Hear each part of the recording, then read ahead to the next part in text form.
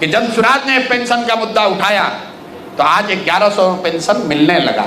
कुछ लोग कह रहा है कि तेजस्वी यादव के कहने पर हुआ, तो भाई तेजस्वी यादव तो बीच में 3 बरस थे, डिप्टी सीएम थे ना तेजस्वी यादव, काहे नहीं 400 से बढ़ा के 410 कर दिया।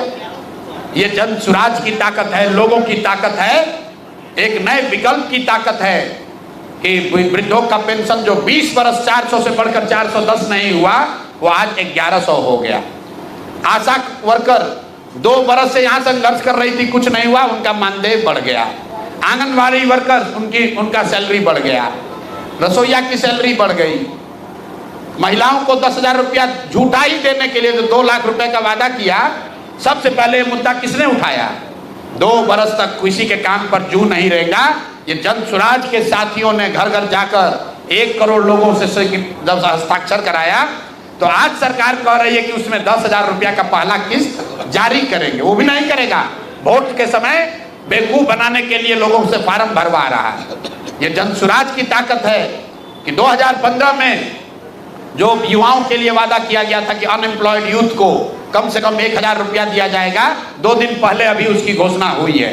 लेकिन ये घोषणा सरकार नहीं कर रही है, सरकार में बैठे हुए 4 अफसर कर रहे हैं। इसका प्रमाण देखिए कि नीतीश कुमार ने अपने 15 अगस्त के भाषण में जो यहाँ पर जीविका के लिए जो घोषणा की, उस पर अफसरों ने कहा कि नहीं, वो स्लिप ऑफ टंग था, वो गलती से मतलब नीतीश जी के मुंह से निकल गया था।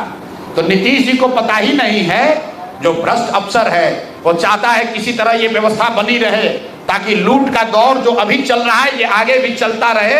यही लोग हर दिन एक नई घोषणा कर रहे हैं, बिना सोचे समझे कि भाई करेंगे नहीं करेंगे, किसी तरह जनता को बेवकूफ बनाकर वोट ले लो, उसके बाद नेता को देखा जाएगा। हम लोग तो अफसर हैं, हम लोग लूटेंगे ही।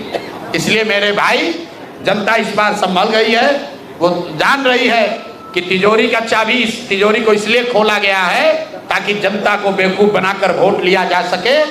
जब गलती से भी जनता ने इनको वोट दे दिया तो जितने भ्रष्ट हैं, मैं अराजक की बात नहीं कर रहा हूं, ये चारों नेताओं की बात जो हुई है सब एनडीए के नेता हैं, जदयू भाजपा के नेता हैं, ये लोग अफसरों के साथ मिलकर लूट मचाए हुए हैं। बिहार में आज जितना भ्रष्टाचार है, इतना भ्रष्टाचार जीवन में कभी नहीं किसी ने देखा था। और अगर निचले स्तर पर इतना भ्रष्टाचार लोगों को देखना पड़ रहा है, इसका मतलब है कि कहीं ना कहीं ऊपर तक तो पैसा पहुंच रहा है।